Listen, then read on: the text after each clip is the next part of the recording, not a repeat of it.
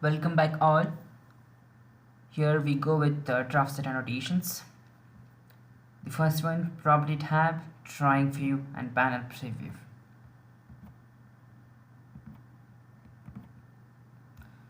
And then we'll look at hide entities, unisolate entities and select matching.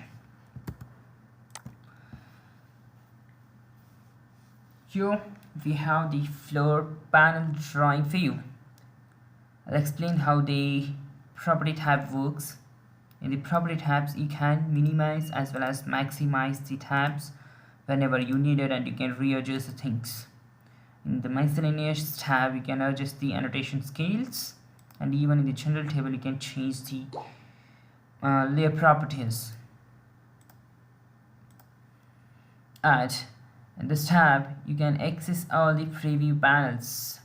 The model as well as the sheet previews you can access. A single click can help you to get into that particular sheet. So this will be activated by just using options, OP shortcut in the command manager. Go to system options, select display, and that try tabs. Check this panel preview.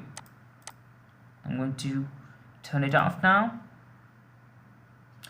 Next thing, by using these tabs, you can rearrange the locations of the drawing views, and even you can right click on this particular drawing view to open new and open, even to save the files and close the drawings. You can use make tab last option to rearrange it. Select matching. I'll select this particular entity and type select matching to select all the entities which match by layer, and I'm going to hide all the entities which I just selected. Hide entities in the command manager. It will automatically hide all the entities which has the same layer.